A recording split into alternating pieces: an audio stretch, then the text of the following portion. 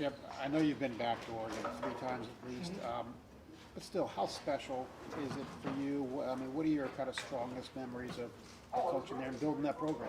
Yeah, well, I didn't build the program. Rich Brooks and Mike Bellotti built the program. I just kind of jumped in after Mike, but it's a special place, and I think it's great for our players. You know, a chance for them to play in one of the special places in college football. You know, they came out here a couple years ago and got to play in the shoe. We get to go play in Autzen Stadium, and it's Autzen Stadium at that time of day. It's truly special. So I think our guys are excited. They're a really good team, you know, and I think that'll get your attention right away when you look at the film. And then I have, you know, family there. I have a brother-in-law and a sister-in-law and 3 nephews, so I'll get a chance to see them. And then some of the coaches that I've coached with, Nick Eliotti, John Neal, Don Pelham, Steve Greatwood, a couple guys we've text messaged. So besides family and those coaches that I worked with that I'll get a chance to see very quickly, it's about the game, you know, and I'm fired up for our players because it is a really special place to play. Their defense, what stands out? I mean, it's a good defense. What stands out the most? It is. I think the way Jordan Birch is playing right now up front, you know, they've got a lot of seniors on their defense. I think there's 9 of them in that starting lineup. You know, everybody in the back end, the 2 linebackers, the 1 linebacker, Bassa seems like he's been there for a long time. And then Betcher, I hope I'm pronouncing his name right, number 28, who's a really good player, baseball player, has played really, really well. It kind of seems like he's the heart and soul of that defense. And then they have veterans in the secondary. They're all, I know they're transfer kids, but they're all seniors that have played a lot of football. So I think they're really gelling together as a group. You know, they're going to present a lot of different looks. So we've got to be ready for everything they can throw at you, and they're going to throw a lot of things at you. So, you know, that's the challenge when you're going to play a team like this. So you get excited about it. Third row left, Jeff Gilbert, Press Pros. What do you attribute all the red zone success to that you guys have had? What types of things have made that work well for you guys? I think our players are just executing, you know, and I would attribute it to our players. I think they really grasp the plan each week, and the plan is different because we play different people on a weekly basis. But they've really executed, and it starts in our practice sessions. I think they've been really sharp. You know, this group really practices really, really well. You know, so kind of what we've done in practice on Wednesdays and Thursdays, which is our red zone days, they've gone out and executed at a really high level. I thought our receivers have caught the ball really well down there, and I thought Will's located the ball down there when we've had to throw it. But you have to run the ball in there, and I think the way our offensive line's playing, our tight ends are playing, and we get into some of those bigger sets, have provided us, you know, the ability to either run it in or throw it in right now. Coaches often get a lot of credit for play calling or not down in that area. So you're saying it's really the players more? Yeah, it's always the players. You know, they have to execute. I mean, you can call a play, but they still have to go out and execute that play. And I think that's what we got. We got a bunch of guys that spend a lot of time. This group works extremely hard at the game. You know, and they take everything we do. They're really serious about it. So when you watch our red zone practices on Wednesday and Thursday, that's really the reason we're successful on Saturdays, is because of how they train and how they prepare on Wednesdays and Thursdays for those scenarios that will come up in a game. Front row left, Jake Trotter, ESPN.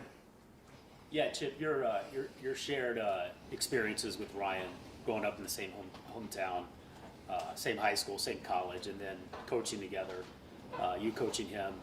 How has that impacted the way you guys work together now, you relate together now, and trust each other?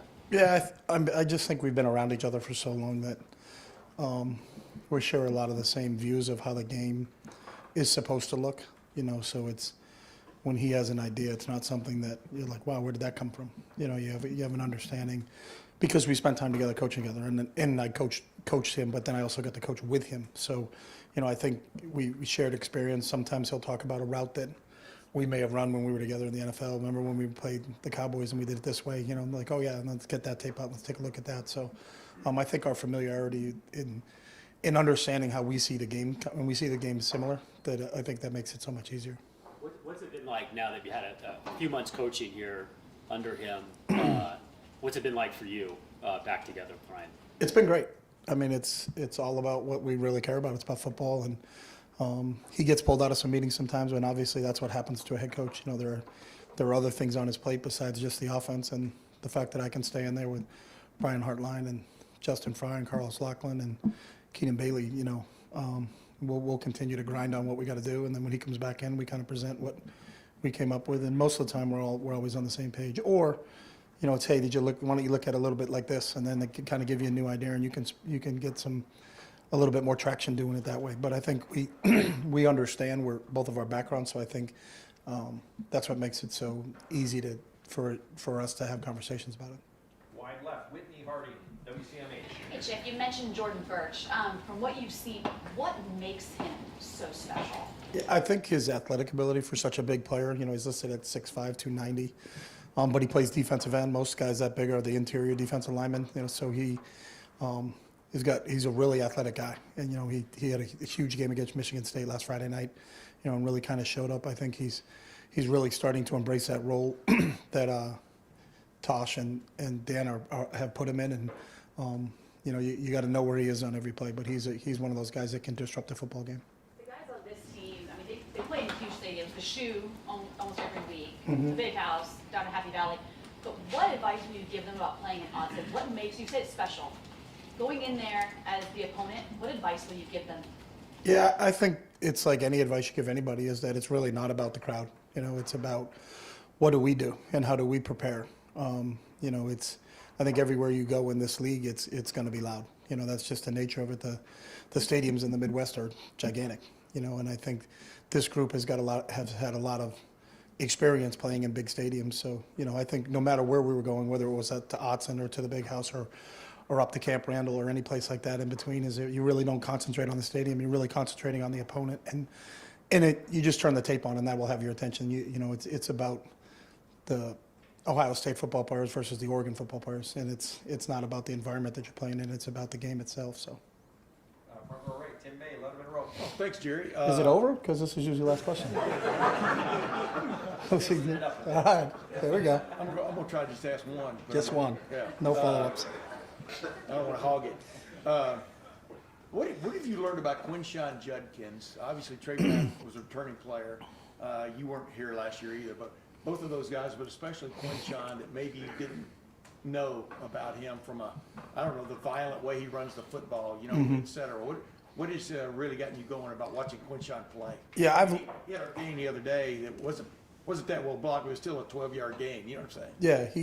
Yeah, I had just seen highlights because obviously, we weren't in the same league and didn't play them. So I'd see highlights on a Saturday and knew he was really talented. Knew he had run for a lot of yards there.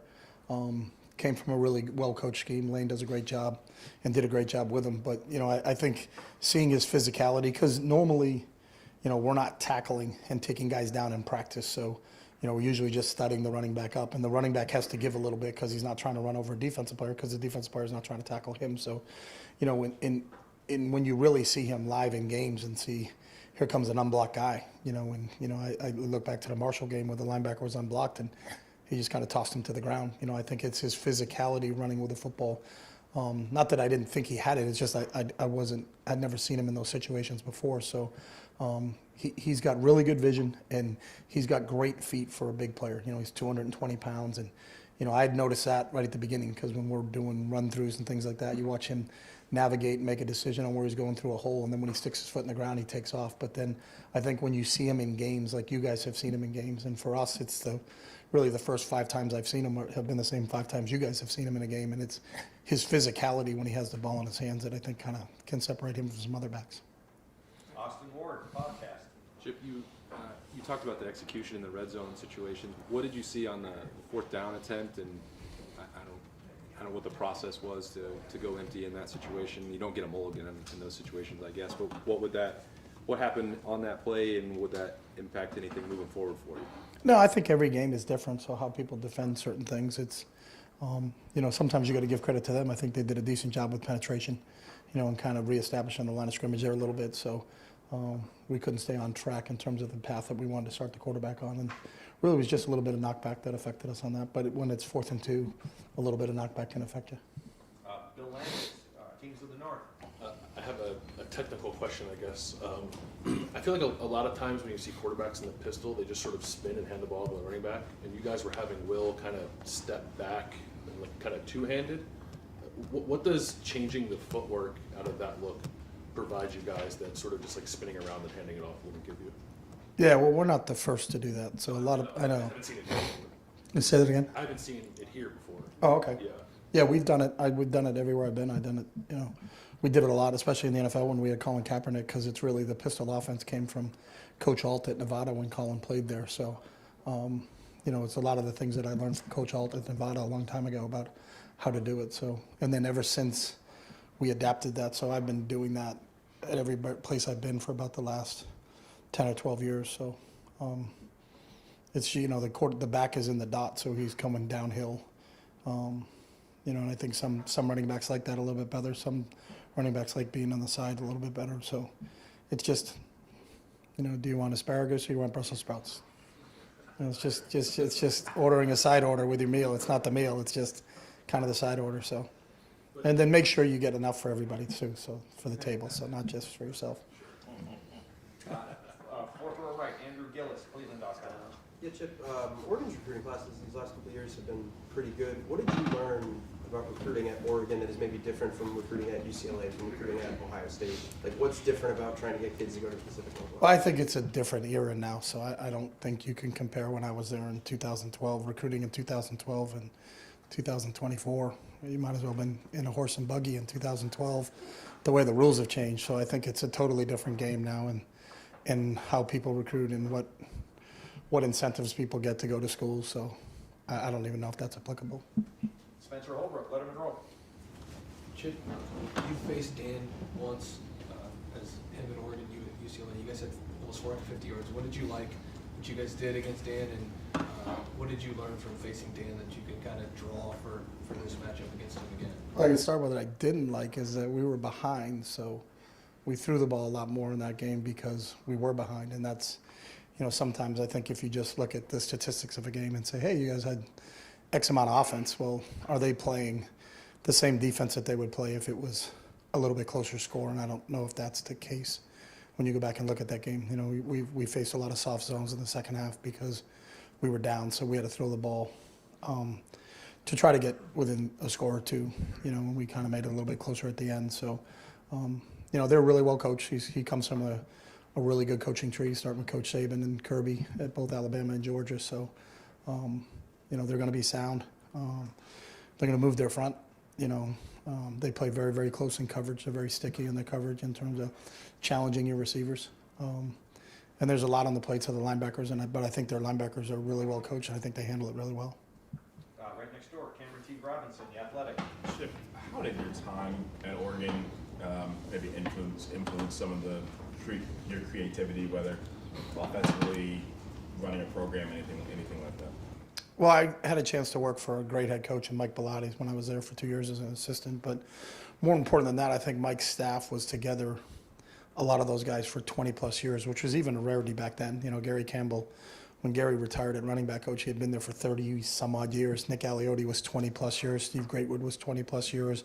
John Neal, 15 years. Tom Osborne, 15 years. Don Pelham, 20 plus years. So I came in and I was the youngest guy there and the least amount of time on staff, but there was such a wealth of knowledge from that coaching staff that you couldn't help but learn from those guys. And it was, and they welcomed me with open arms. So it was just a really cool experience for me to spend 2 years as an assistant before I became a head coach. And then when I became a head coach, those guys were all there with me. So it was like I had 5 or 6 other head coaches with me that kind of shepherded me along the way as we kept going. But the big thing there is that we had great players. You know, and the success we had when I was there was a direct correlation to how good our players were. Is, you know, you show me a coach with a good record, I'll show you guys got a bunch of talented football players on the team, and that's what we had. So, but I learned a ton, not only from the coaches there, but from the players I had an opportunity to coach. Far right, Adam King, WBNS 10 TV. You've had a little bit of time at Ohio State now. It just, what's the differences between the university? I mean, you were at Oregon for a long time. When you think of Ohio State versus when you think of Oregon, what kind of goes through your mind? Yeah, nothing goes through my mind. And I don't mean it that way because I never think of that. Like, I learned a long time ago, I think it was Thomas Jefferson, that comparison is the thief of joy. And I don't compare my experience at one school to my experience at another school because, number one, I don't have time to do that. But number two, maybe when I retire, I can sit back and kind of think about it. But I don't really think about it. I just think of it. This game has given me so much, and it's been so special that I've had an opportunity, you know. I got a chance to coach at Oregon. Like, I would have never dreamed of that as a little kid. I got a chance to coach at the Ohio State. Like, wow. I mean, that's pretty special. So I think both of them are different. I think every experience is different just because all universities and the people that you deal with are different, but both places are really special to me, though. Are you excited to go back there? I am. I love my time there. I mean, and I met so many great people, besides the coaches and the players that I got a chance to coach, the Phil and Penny Knights and the Pat Kilkennys and Stephanie Kilkennys and Ed Miletus and so many people that care very deeply about that university. That's the one thing I can tell you about being there is the passion that those guys have for the University of Oregon is second to none. Just like the people here, their passion for this place is second to none. So I think there aren't many people that got a chance to coach at both places, and I just feel very fortunate that I could. So. Stefan Kreisny, Cleveland.com. Ryan was talking about kind of the influence you had in his coaching career, helping him get jobs early on, and even talking about potentially coming to Oregon when he was younger in his coaching career. I guess what did you see from him, early in his coaching career that made you think that he had a chance to be a pretty good coach after a pretty good playing career? I think he's always had a really keen athletic mind. He could process things really fast. He was the catcher on the baseball team, the point guard on the basketball team, the quarterback of the football team. Always the guy that had to make decisions while he was a player. So I thought he naturally would transition into being a very good coach. And then just getting a chance to observe him early in his career, you knew, that guy has it.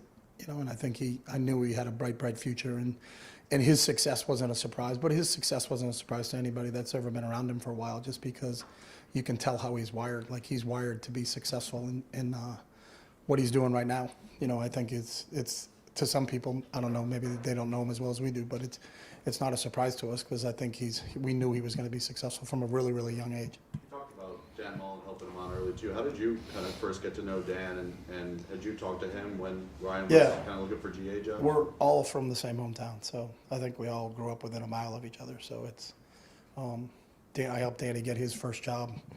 Sean McDonald, who was a teacher at our hometown that went on to coach college and was a head coach at New Hampshire and coached both myself and Ryan, kind of got me involved. I got Danny involved, Ryan. When Ryan got to Florida, it's because I called Danny because Danny was at Florida at the time and said he was at Boston College and the job came open. So I recommended him to Danny and it kind of went from there. But I think it's about who you know sometimes more than what you know. And I think all Ryan ever needed to do was get in front of some people. So if we could open a door to get him in front of people, we didn't get him any jobs. He got the jobs himself, but it was just an opportunity. After people met him, they were like, yeah, I wouldn't have recommended him if I didn't think he could do a really good job at it. And I knew he would be successful. Got time for just a couple more. Joey Kaufman, Columbus Dispatch. Chip, with Will having an extra year of experience due to the COVID year at all, how does that affect somebody who's just 23 years old playing in college? Do you see that as having any sort of effect for him? Experience? I don't know. I mean, I don't think the COVID year gave anybody any experience. I don't know how your experience during COVID was, but I don't look back on that and thinking, wow, because it was just a different time. I thought about that because someone asked me about going to Oregon. We went up there during COVID and there were no fans in the stand. It was kind of eerie, to be honest with you. I think that whole season for some people, and I've never had a chance to really visit with Will and talk to him about his COVID experience and what it was like we're at K-State about that. So I couldn't answer that part of it. More so just getting the extra time, No, I think that's a really good point. I think the time is, and there's a lot of guys that got that, everybody got that extra year if they chose to take it. So I think that's benefited. There are some kids, when you turn on a game, they're like seventh-year players. Cam Rising, who I love, who's an unbelievable competitor at Utah, he's in year 7, I think, at Utah. And I think there's a lot to say to that because experience, you can't make that up. That's something that has to be earned over time. And all those guys that got that extra year, I think that part of it benefited him. But I couldn't just talk to what his code, because I don't know if he played. Did he play during the COVID year at K-State? Did he? Okay. When you went there in 2020, did they play crowd noise? Yeah, they did that all throughout the Pac-12 at the time, but it was like the same crowd noise wherever you went. So if you went, when we were at Colorado, it was just, and I don't know what it was like.